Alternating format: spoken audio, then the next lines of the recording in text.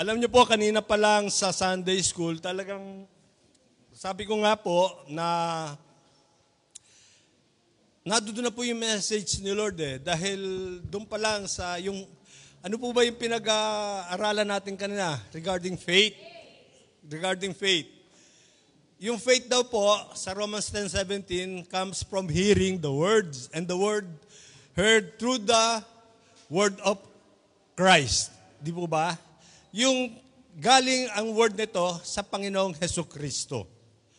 Kaya hindi tayo makikinig na basta-basta lang. Kundi ito po ay dapat nagmumula sa Panginoong Hesukristo. At sabi nga kanina sa kanta rin po natin, Christ is enough for me. Amen? So ngayon, ang topic po natin ay paki-plus nga po. Christ is enough for us to follow. Amen po ba? Marahil sapat-sapat o karapat-dapat lang po pala tayo na sumunod sa Panginoong Hesukristo. So, pwede po tayong tumayo at kung may mga Bible po kayo, pakibukas po sa Matthew chapter 16, verse 24 po.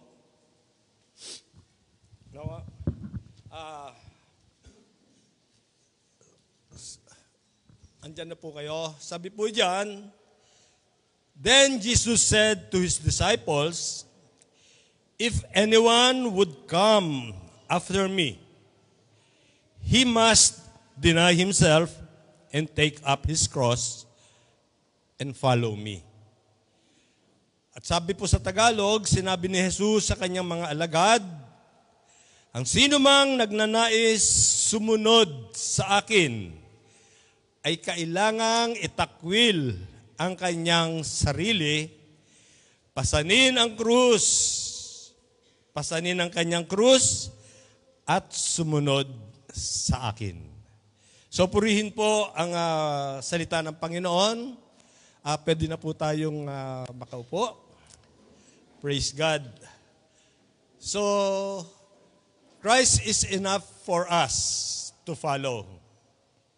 Kaya po ba nating sumunod sa Panginoong Hesukristo? Wala yatang makakasunod. Kaya po ba nating sumunod sa Panginoong Hesukristo? Amen. Kasi po kung kaya natin, galing po ito sa puso, masasabi po natin, right there and then, amen, pwede po kaming makasunod. O pwede tayong makasunod. Ano po? So kung natatandaan po natin, hiramin ko muna yung message nung nakaraang Sunday. Sino nakakatanda po doon? No? Kung natatandaan po natin ng mensahe na ang iglesia po pala ay dapat maging isang buo at magandang pamilya. At ang iglesia po ay tayong mananampalataya. Tayo mananampalataya ang iglesia.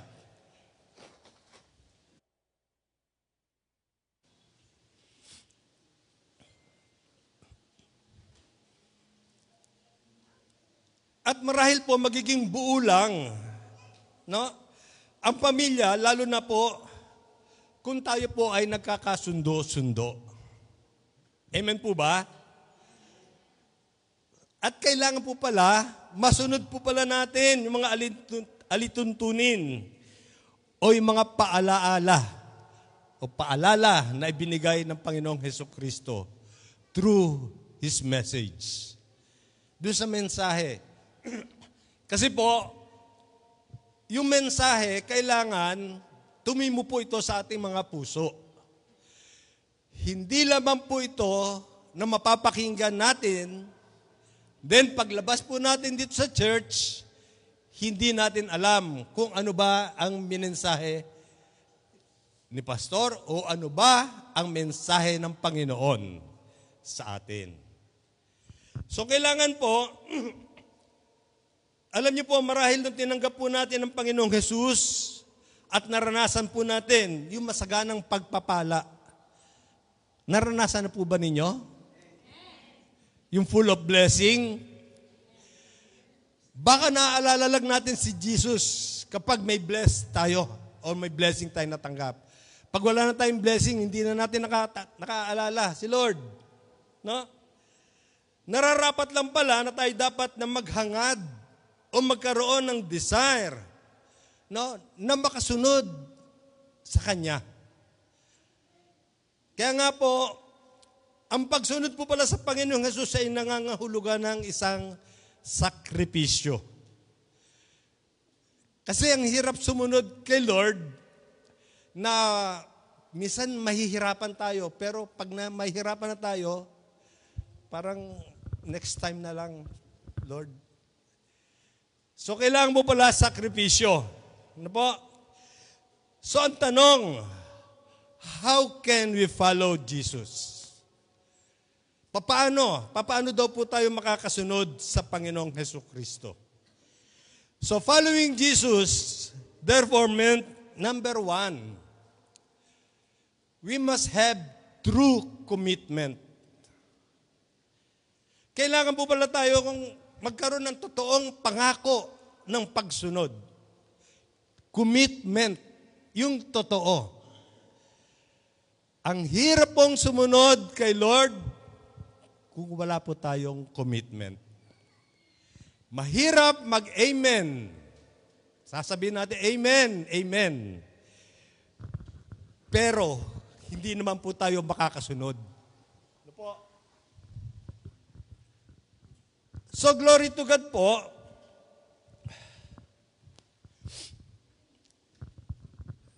Marahil sinabi ito ni Jesus sa kanyang mga disipulo upang malaman natin kung sino ba talaga o sino ba sa kanilang mga disipulo ang tunay na makakasunod sa Kanya. Alam niyo po ba na may mga tao na against sa kanilang pagsunod? No?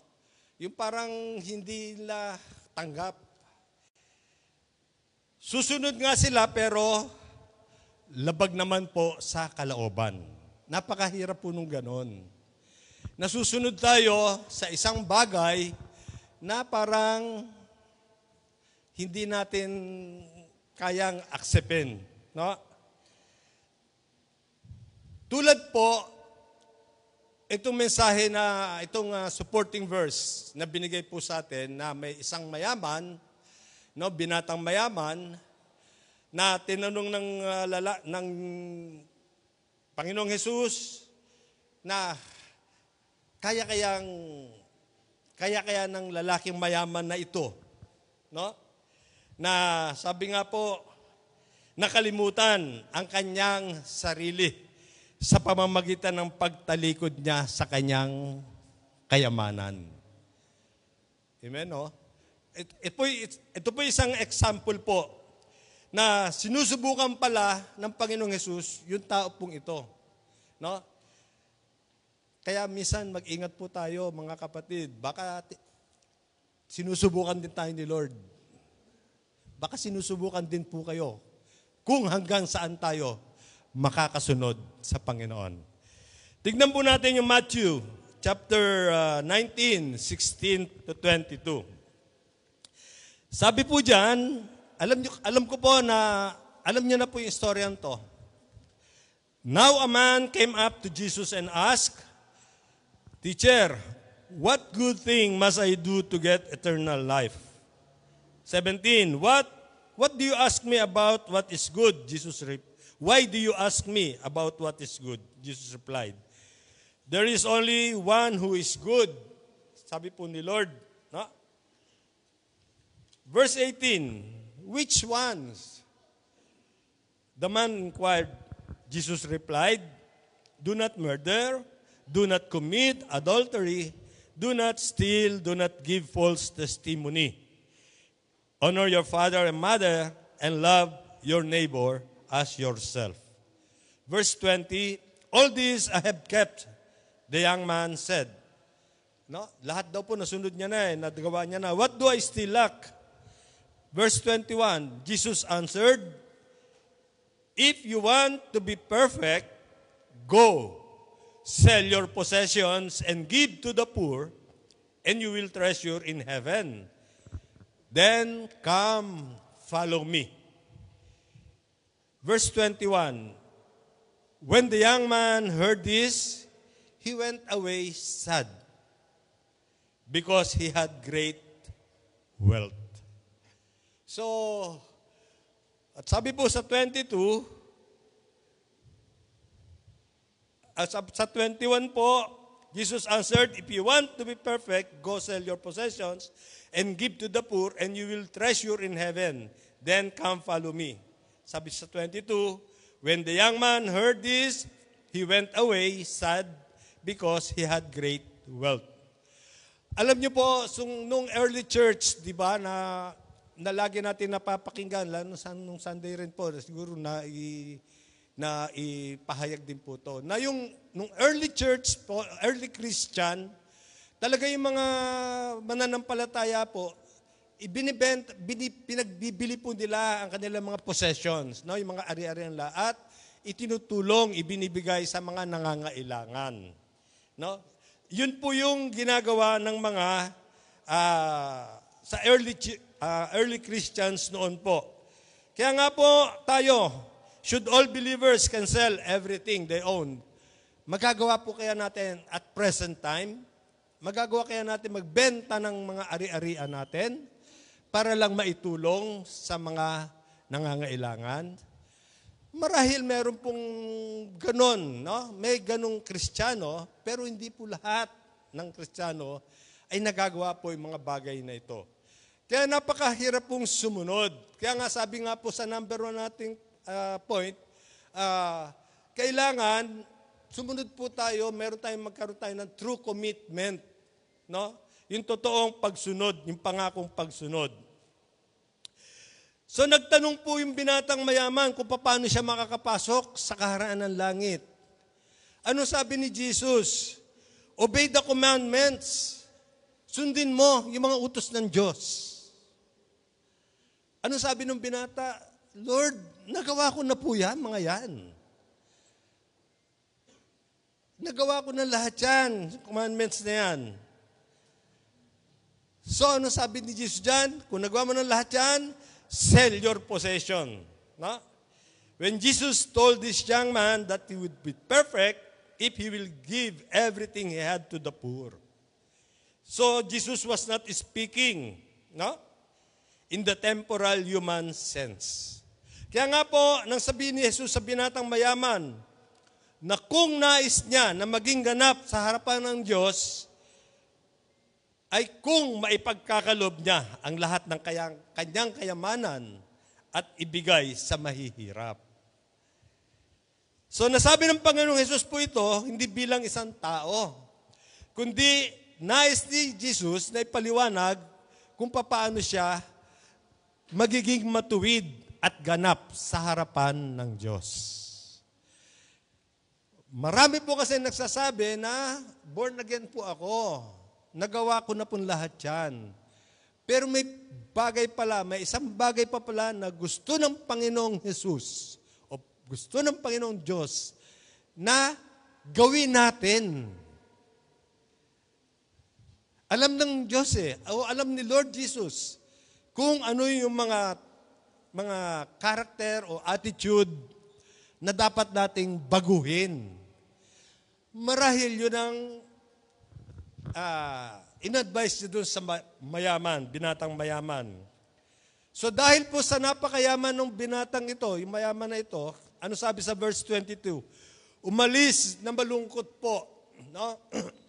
Umalis na malungkot ang binatang ito na napakayaman. Hindi niya pala kayang ipagpalit ang kanyang kayamanan sa pagpunta sa langit. Ang hirap po, no? Kaya yung mga mayayaman, marahil hindi naman nila alam pa kung sino man, na hindi naman natin kayang dalhin ito sa kabilang buhay, yung mga pera natin. Kahit hindi po yung mayayaman, yung may mga kaya, kaya sa buhay na kailangan na tumulong man lang. hindi makatulong dahil baka mabawasan yung pera. No? Kaya nga sabi po, dapat pala, kaya pala nating dapat ipagkaloob ang lahat kung ito'y pinag-uutos ng Panginoong Diyos na gawin po natin. Kasi minsan, kino-convict po tayo, mga kapatid. Marahil kayo rin po, no? Na-experience nyo na meron kayong conviction na tulungan mo yung kapatid na ito o tulungan mo yung taong yan. Hindi po pala natin kayang mahalin ng Diyos ng buong puso kung ang pera o ang ating kayamanan pa din, no, ang umiiral sa buhay po natin.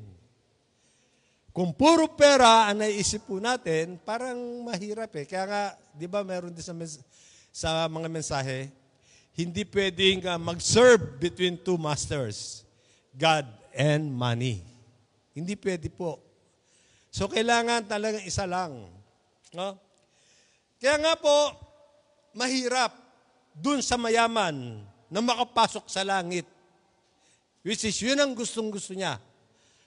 Nagawa niya na lahat ang commandments ni Lord. Pero sabi ni Lord, sige, kung talagang nagawa mo na lahat, isang bagay na lang ang gawin mo. Pagbili mo yung mga kayamanan, yung mga ari-arian mo, at ipamudmud mo dun sa mga mahirap na nangangailangan.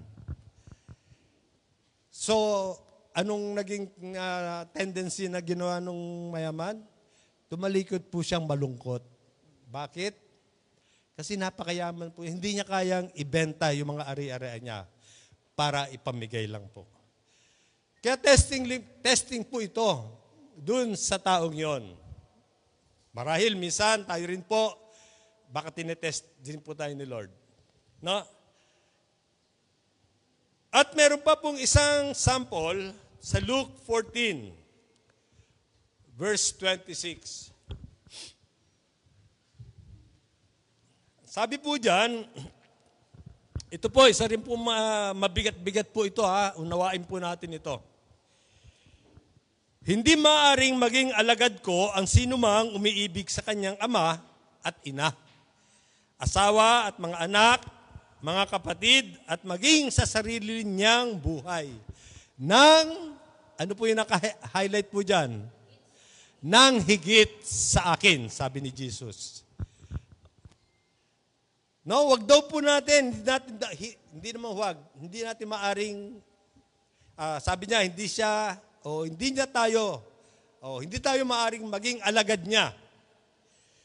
Ang sino man daw umiibig sa kanyang ama, ina, asawa, mga anak, mga kapatid, o sa sarili niyang buhay, nang higit sa kanya. Ito po kasi baka ma-misinterpret po eh. Nang higit sa kanya. Ang hindi magpasan, sabi sa 27, ang hindi magpasan ng sarili niyang krus at sumunod sa akin ay hindi maaring maging alagad ko. Alam niyo po, ang pag-commit daw po bilang Kristiyano, no? Yung pag-commit natin bilang mga born-again Christian o Kristiyano, ay pwede daw pong makapagpahiwalay sa ating mga mahal sa buhay. Di ba? Pag nagba-Bible study at nabasa ito, nang hindi, yung mga baguhan pa lang, yung bago pa lang na nakakabasa nito, anong iisipin nito? Ang hirap naman ito, wag natin ibigyan ng ama, ina, kapatid, mga ano. No? Pero hindi po. Kaya nga po, hindi po nangangahulugang lalayo tayo or kalilimutan na natin sila. Mga mahal natin sa buhay sila eh. Mga mahal natin sila dahil so taliwas naman yung sinabi ni Lord. No? Kaya sabi po, Jesus is only showing that His presence demands a decision. At ito po ang gusto ng Panginoong Hesus, ang magkaroon po tayo ng tamang desisyon upang makasunod po tayo sa Kanya. Amen? Palakpakan nga po natin si Lord. Bakit po? Bakit? Kasi po, dahil may mga Kristiyano na meron nakakasunod sa Kanyang mga utos. Tanda po natin. May mga Kristiyano po na nakakasunod sa Kanyang mga utos.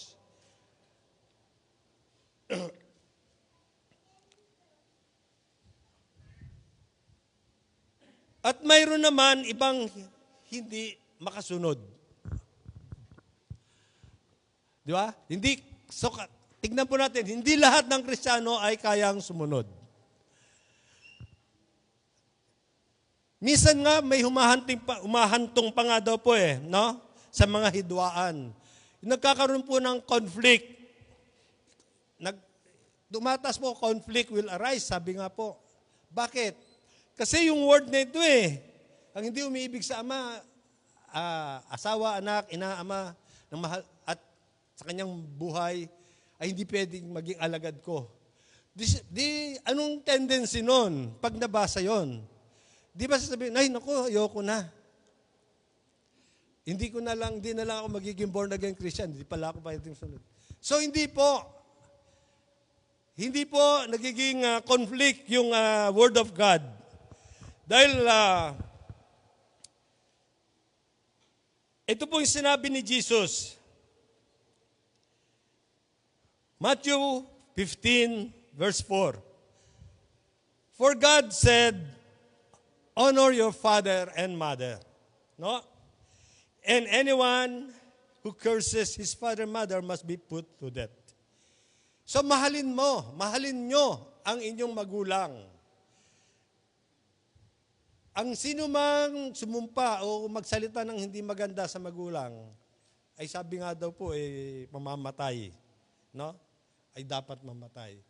So yung magulang natin, mahal natin sa buhay po ito Mga kapatid natin, mahal natin sa buhay. Lalo na yung sarili po natin.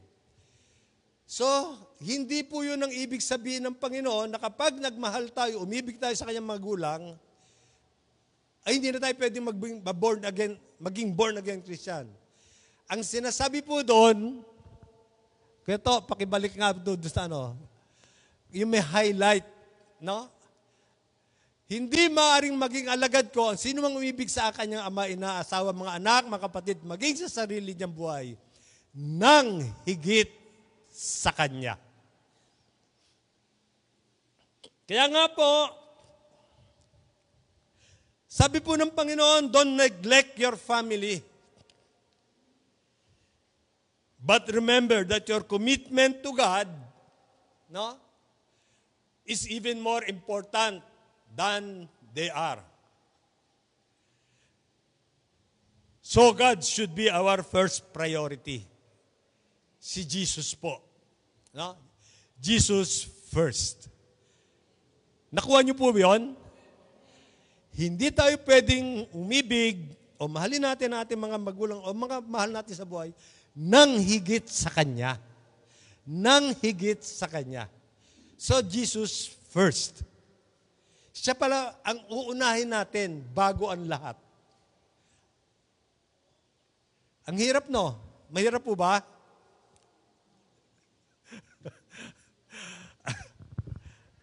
So ito po ang tunay na commitment na nais makita ng Panginoong Hesus sa ating buhay. No? Kaya nga sabi po, itakwil natin ang ating sarili, pasanin ng krus araw-araw at makasunod na po tayo sa Kanya. Hindi natin pwede itakwil. Paano pa itatakwil? Kalimutan. No? Pwede na kalimutan natin yung mga bagay-bagay na ginagawa natin, na gaang sa buhay po natin. Yung mga bisyo. Yan. Itakwil mo, sabing ganun ni Jesus. Takwil mo ang iyong sarili. Dapat tanggalin natin na forget it. Mga vices, ano ba yung mga bisyo natin? Yung dati nga sa akin, ABS, CBN sa akin Di ba? Pero lahat natanggal po yon. Alak, babae, sugal. Cabaret, bar, nightclub. ABS-CBN po yon.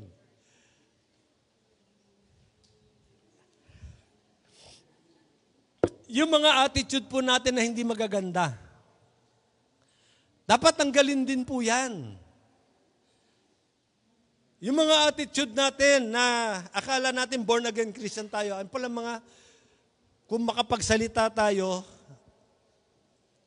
hindi nakikita yung pagka-born again pagka-born again sa atin.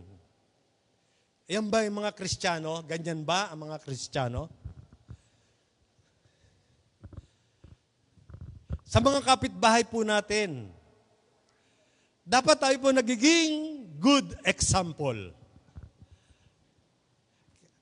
Kaya mamaya, tignan nyo, hanggang mamaya to, talagang yung Word of God talagang aray, aray, aray. No? So, kailangan mo pala, Jesus first. Kailangan ng Panginoong Hesukristo ang siyang uunahin natin sa ating buhay. Yung pangalawang point po natin, following Jesus therefore meant risk of death or face to death. Kahit humantong pa sa kamatayan, kaya nating ipagpalit ang ating buhay. Yan. Kaya po ba natin? Kaya po ba ninyo na ipagpalit ang inyong buhay alang-alang sa Panginoong Hesukristo? Sabi ko na iba, amen. Amen. Kaya po ba natin? Isigaw po natin, amen, kaya ko pagpalit ang buhay ko kung yun is galing sa inyong mga puso. Sabi nga po, yung risk of death, no? Kahit humantong pa sa kamatayan, kaya nating ipagpalit. Minsan nga, hindi pa nga dumarating, naduduguan tayo eh. Umaayaw na agad tayo eh. Ayoko na. Ano sabi po? Kaya sabi nga, masasabi po natin na Christ is enough to follow. No? Christ is enough for us to follow. Sabi po ng Matthew 16:25,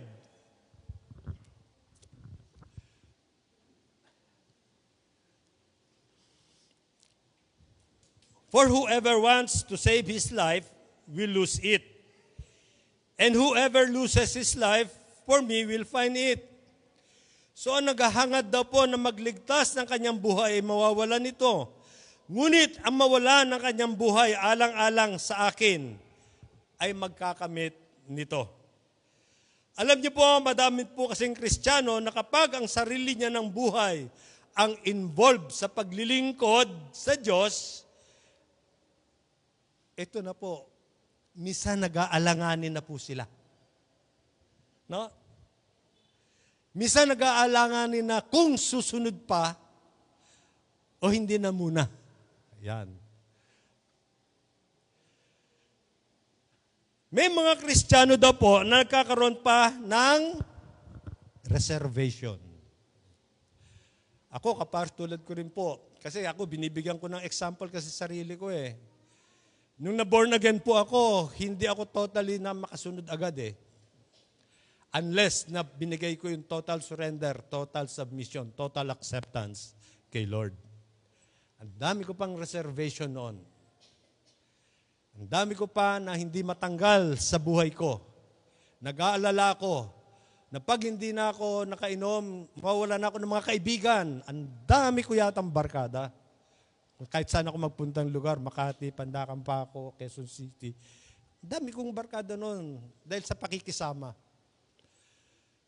Pero lahat po yan, tinanggal po ni Lord.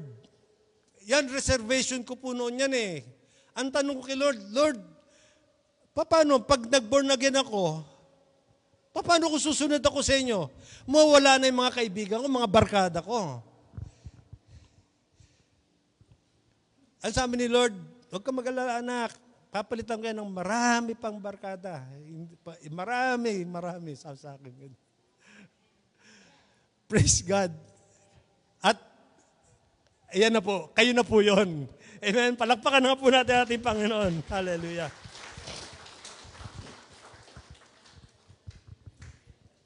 Alam ko, sabi nga po dito na lalo na kapag ang buhay natin na napag-uusapan at ang buhay na natin ng kapalit. No, minsan, sandali lang. Time first. Teka muna. Alam ko naman, wala namang ganun dito eh. Amen? Wala pang ganun dito. Kaya nga, is Christ enough for us to follow? No? Kaya ba nating sumunod sa Panginoong Hesukristo? Kaya, ito po yung mensahe po natin. Talagang no? Matalim. Mabigat minsan, tinatamaan tayo, pero kailangan po makorek po tayo. Dahil ang Word of God is to rebuke, to correct, for correction. Amen? Naalala ko po kasi, nung nasa Tandang Sora pa po ako, na inadvisean po ako ni Pastor Noli. Huwag kong pabayaan ang aking sarili dahil madami na akong inihahandle na sector on that time. Nung nasa Tandang Sora po ako, nag-handle po ako sa Tandang Sora, sa Pingkian, sa Project 4, sa Kainta.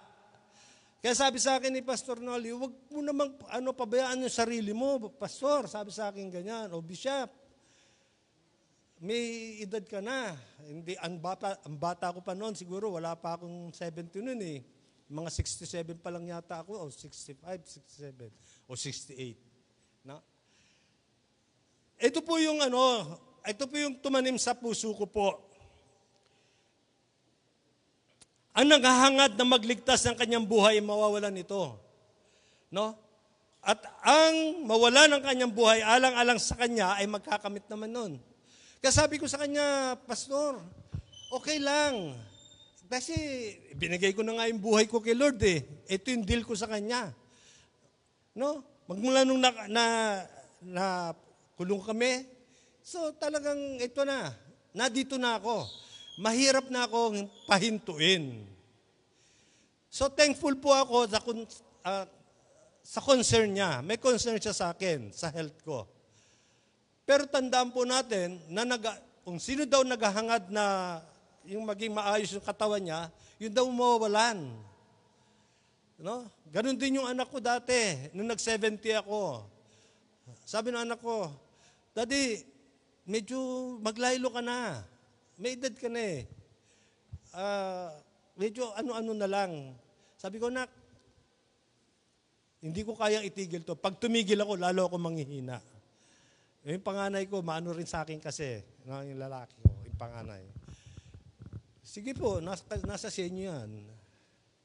So, talagang sinabi ko sa kanya, ito yung kalakasan ko, yung mag-serve ako kay Lord. Maglingkod ako sa Kanya, marahil hanggang sa huling sandali ng aking buhay. So, glory to God po. Basta't yun ang deal ko sa Kanya. Amen? Palakpakan po natin si Lord. Hallelujah.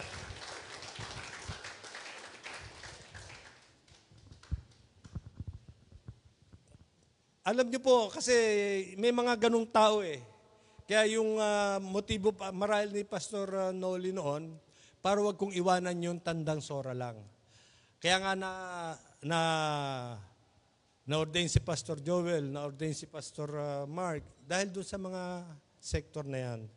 Kaya nga sabi po, to take our cross and follow Jesus means to be willing to be publicly identified with Him. No? Kapag dumadanas na po pala tayo ng hirap ng dahil sa pagsunod kay Jesus, nangangahulugan lang po na nakikita sa buhay po natin ang Panginoong Hesukristo. Nakikita po pala sa ating buhay ang Panginoong Hesukristo. Kapag nahirapan na tayo at ginaganap pa natin, sasabihin, anong meron kayo na wala kami? Ayun naman ang tatanungin ng mga tao. No? Tulad ng tinanong sa akin, Tito Boy, anong meron ka ba? Ano nag-trigger sa iyo? Bakit nagkaganyan ka? So hindi nila alam, si Jesus Christ po pala ang narito sa akin na wala sila. Amen? So, to experience almost certain opposition and to be committed to face trials and even suffering and death for His sake. No? Kaya nga po, following Christ means total submission to Him. Perhaps even to the point of death. Talagang kailangan po no? Yung pagsunod natin sa Panginoong Hesukristo, yung talagang total submission po natin o true commitment po natin sa Kanya, perhaps sabi nga po, even to the point of death. Kaya nga po, naalala ko po, no? So, ang pagsunod po pala sa Panginoong Jesus ay masasabing lubos po tayong nagpapasakop sa Kanya kahit hanggang sa oras ng kamatayan. Nung nakulong po kami, hindi ko alam kung hanggang doon na lang talaga. Talagang, yun na po, face trials na po yun, na talagang risk of death na po. Hindi ko alam kung pupugutan na kami ng ulo o hindi. Pero, no, nag-stand po kami sa aming pananampalataya. Anong sabi? Talagang ini-encourage kami. No? Pero, kaya nga po, mahirap po, no? Kaya tulad po ng 3 lingkod ng Diyos, na sabi nga po rito, Daniel chapter 3, verses 16 to 18. Sabi po dyan, Shadrach, Meshach, and Abednego replied to the king, O Nebuchadnezzar, we do not need to defend ourselves before you in this matter. 17. If we are thrown into the blazing furnace, the God we serve is able to save us from it, and He will rescue us from your hand, O king. 18. But even if He does not, we want you to know, O king, that we will not serve your gods or worship the image of God you have set up. So ito po yung sinasabing magsasubmit tayo sa Diyos hanggang sa huling sandali ng ating buhay. Glory to God mo, yung ginawa ng 3 Hudyo na ito, no? Na talagang yung faith po nila is talagang nadoon. Napakalakas po. Kaya sabi po rito sabi po ng hari, pag hindi kayo sumunod sa akin, pag hindi nyo ginawa yan, itatapon ko kayo sa pugod. Anong sabi po sa verses 17 and 18? Gawin ninyo kung iyan ang gusto ninyo. Sabi po, no? Ang Diyos na aming pinaglilingkuran ang magliligtas sa amin sa naglalagablab na pugon at mula sa inyong kapangyarihan. Kung hindi man niya kami ililigtas, hindi pa rin kami maglilingkod sa inyong mga Diyos o sasamba sa ribultong ginto na ipinagawa ninyo. Alam niyo po, kung ang lahat ng Kristiyano, ganito yung pananampalataya, glory to God, marahil talagang nadoon na po yung paglago ng Kristiyano, ng iglesia. Amen? Kaya nga po naalala ko, tulad na, testimony ulit, nung nasa loob po kami, talagang inaralan kami. Dinanggal kami sa selda, dinala kami doon sa kwarto. 6 po kami. Dinala kami sa kwarto. At ang daming mga Quran, Bible, iba-iba. At na doon po yung Pilipino na ang tawag nila doon yung pare na hindi po mutawa yun imam. Alam niyo po, sa umaga pa lang, magmula nag-umaga, talagang nilecturean na kami. Inabot kami ng alas 11, mag-aalas 12 na. Hindi wala kaming ni-ani. Alam niyo kung ano? Gusto niya na i-renounce namin si Jesus. Gusto niya na tanggapin namin yung embrace namin ang Islam. Pero hindi po namin kaya ipagpalit. So ito po yun no? Basta't ang usapan namin, wala nang magtatanong, wala nang Sabi namin, bago kami punta, wala na magtatanong, walang alam namin, ililecturean kami. No? Ayun pala, sige, mag-embrace na kayo at makakalabas na kayo sa kulungan. So, siguro po, glory to God, may iba kasing mga pastor doon na marahil hindi kaya yung mga pahirap sa kanila, tinatanggap na nila. Nagmumuslim po sila para lang makalabas. So ito po yung mensahe po natin, no? Even face of death or risk of death, no? Na kahit humantong sa kamatayan, handa nating ipaglaban ang Panginoong Hesukristo sa buhay po natin. Amen po ba? Palakpakan po natin si Lord. Hallelujah. Kaya nga po, dito pa lang sa mga BS po natin, no? Sa mga BS, sa mga prayer meeting, dawn watch prayer, wala na, ang dami ng alibay eh. No? So, kailangan talagang maging matatag po tayo sa ating pananampalataya. Amen? Kaya nga sabi nga po sa Hebrew 14:4, hindi pa humahantong sa pagdanak ng dugo ang pakikipaglaban ninyo sa kasalanan. So, hindi pa nga tayo naduduguan. Amen? Tapos bigla aayaw na agad. Sana hindi po tayo ganon, mga kapatid. So, number 3 po, points natin. Following Jesus, therefore, meant to make our decision final. No? Not turning back. Yung inawit na naman natin. So, yung decision po natin, maging fixed na po. Na hindi po, oo ngayon, tapos bukas hindi na. Hindi ngayon, bukas oo na. So, hindi po, maging final decision po natin. At wala na po tayong dapat na isipin pa na tumalikod sa Panginoong Hesukristo. No turning back. Wag na po. Wala na po. Kung ano man ang dinadanas po natin ng mga trials sa buhay po natin, wag po nating kalimutan na kasama po natin ang Panginoong Hesus sa buhay po natin. Siya po ang laging kumikilos sa buhay po natin.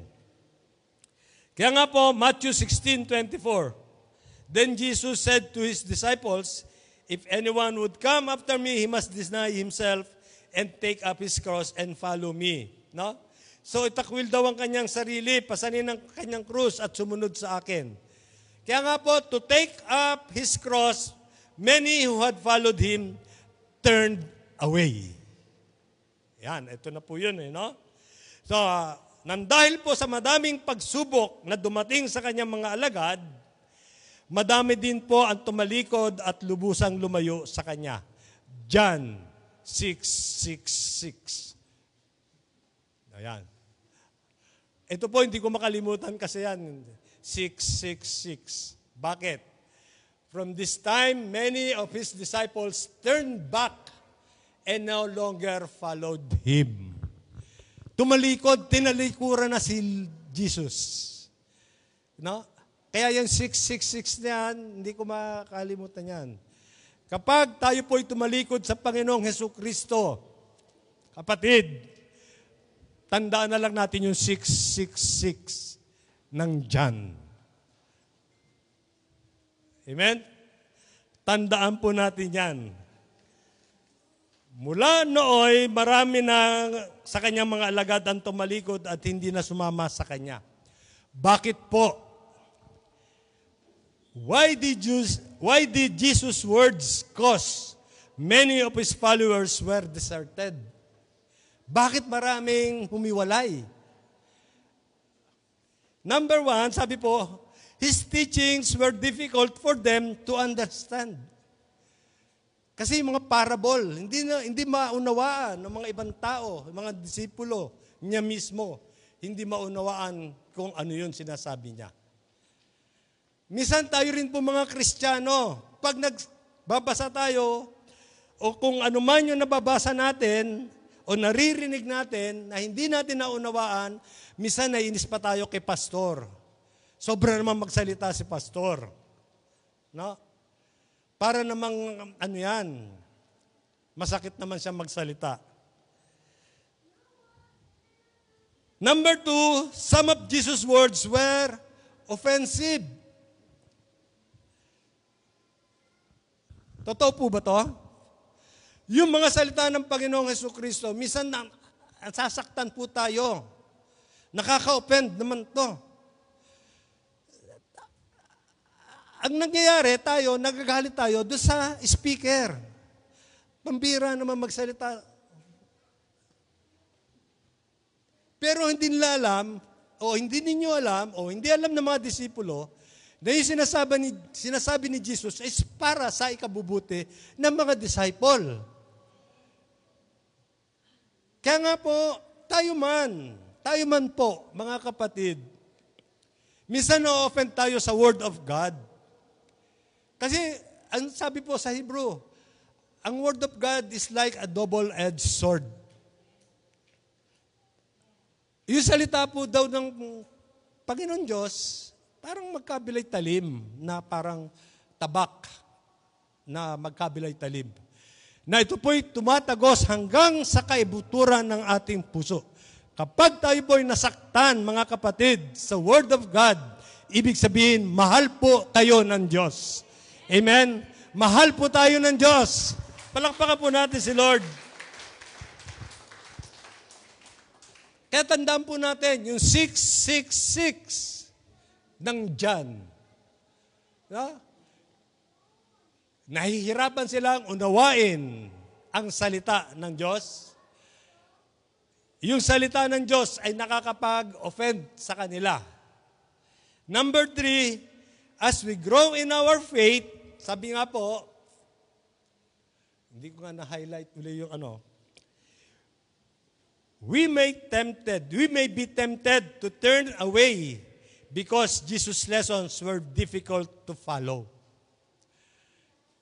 Alam niyo po na habang lumalago po pala tayo sa pananampalataya, habang tumatagal ang mga Kristiyano, nawawala ng gana sa salita ng Diyos. Kasi tinetempt sila. Natetempt sila na, tama, narinig na namin yan, tama na yan, okay na yan, pastor. Yan na naman, ganyan na naman ang magiging lesson natin. Yan na naman ang teaching natin. No? As we grow in our faith, habang tumataas po tayo sa pananampalataya po, ano tawag doon? Tignan niyo po, obserbahan niyo po ang inyong mga sarili. No? Obserbahan niyo lang po na habang tumatagal, ayan na naman, ito na naman, may teaching na naman. Teaching na sa umaga, teaching sa hapon, teaching pa rin sa gabi. Yung parang nawawala na ng gana. Amen? Jesus' lessons were difficult to follow. Napakahirap sundin o sumunod. Kaya nga po, habang lumalago po pala tayo sa ating pananampalataya, minsan dumadating sa buhay ng Kristiyano na matukso at mapalayo kay Jesus dahil minsan, naboboard na sa kanyang mga katuruan na mahirap sundin. Habang tumatagal, minsan nga, papalago pa lang lumalago pa lang, parang ayaw nang sumunod agad Di ba? 1 Timothy, ito po yung last verse po natin, 4:1. The Spirit clearly says that in later times, some will abandon the faith and follow deceiving spirits and things taught by demons. Sabi po sa Tagalog, maliwanag ang sinasabi ng Espiritu na sa mga huling araw ay tatalikuran ng ilan ang pananampalataya. Susunod sila sa mga mapaglinlang na espiritu at sa mga katuruan ng mga demonyo. So glory to God. Maging aware po tayo, kayo, lalo na kayo mga kabataan. Maging aware kayo na hindi lahat ng sa magagandang mga bagay na yon ay galing sa Diyos. Minsan, inaano lang po pala, tinetempt lang po pala tayo ng demonyo. No? Para mahiwalay tayo sa Panginoon. Kaya nga po, nawa hindi naman mangyari po sa atin at talikuran natin ang ating pananampalataya. Nang dahil lang po sa kamunduhan. Yung worldly. Ito na yung uso natin ngayon. Gen Z kami. Diba? Ito na yung mga nangyayari ngayon. Hindi natin alam. Ang dami namin na-observe nga ni Sister Susan sa mga napapanood namin, sa mga nakikita namin, no? Na ganun pala talaga. Kung mayroon man dumating na mabibigat na pagsubok sa buhay natin, huwag po tayong mag-give up agad-agad. Kasi may dumarating talaga sa Kristiyano po, yung trials and temptations, o anumang circumstances dumarating sa buhay natin. Minsan, umaayaw na agad tayo. Ano ba naman to? No? Ano ba naman itong nangyayari sa akin? Kailan na born again ako? Saka dumating itong mga bagay na to. At huwag po sana nating baliwalain ang Word of God. Iyon yung pinag-aaralan natin kaninang umaga, yung Word of God. Dahil ito ang nagbibigay sa atin ng katatagan at ng kalakasan ng ating buhay. Dahil kapag binaliwala natin ang salita ng Diyos, parang tinalikuran na po natin ang Panginoong Hesukristo sa buhay po natin. So si Jesus po ay sapat na sa ating pangangailangan. Si Jesus po ang lahat-lahat sa ating buhay. Jesus is enough for us to follow. Amen? Palakpakan nga po natin ating Panginoon. At sa conclusion po, ask God to show you what the teachings mean. No, tanong natin sa Panginoon, sa Diyos, si Jesus, and how they apply to your life. Paano ba natin may apply ito sa ating buhay? Then, have the courage to act on God's truth. Amen?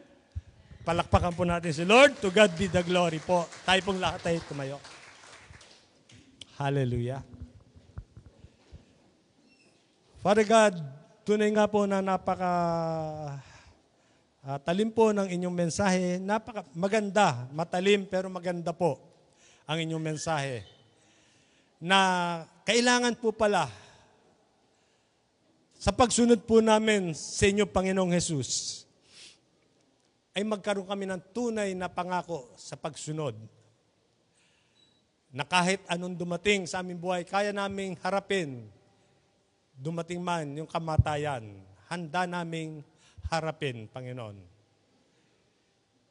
Handa po kami, Panginoong Diyos, na ipagpalit ang aming buhay alang-alang sa inyo.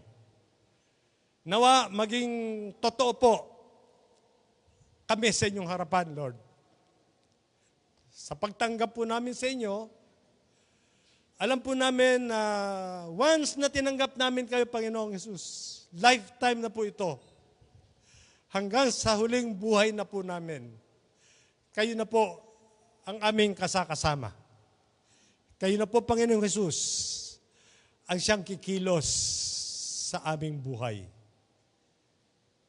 Kaya maraming salamat sa inyong mga salita na napakinggan po namin. Hindi po ito masasayang, Lord. Hindi ito mawawala ng saysay.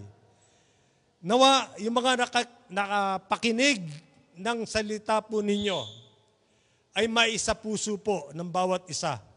At hindi lang maisa puso, kundi magkaroon ng action. Sabi nga po kanina sa pinag-aaralan, faith without action is dead. Kaya, Lord, nawa maipabuhay po namin. Anuman yung napakinggan po namin. Dahil sa word dito po kami, sa inyong mga salita, dito po kami tumataas ang aming pananampalataya. Na kahit na po lumalago kami sa pananampalataya, sa aming faith, Father God, we pray, gabayan niyo po kami, bigyan niyo po kami lagi ng kalakasan, yung strength, Panginoon, na maipagpatuloy namin, na mapakinggan pa namin, mapag-aralan pa namin ang inyong mga lessons, ang inyong mga teachings, ang inyong mga salita, Panginoon, upang kami po ay lubusang lumago sa inyong mga salita at sa aming pananampalataya. Kaya maraming salamat po, Lord. Thank you po.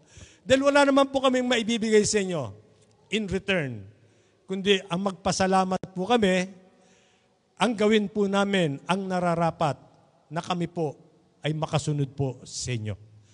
Dahil kay po, Panginoong Hesus, ay sapat-sapat na sa aming buhay. Maraming salamat po, Lord. Maraming salamat. Sa inyo po ang lahat ng kapurihan. In Jesus' name. Amen. Amen. Amen.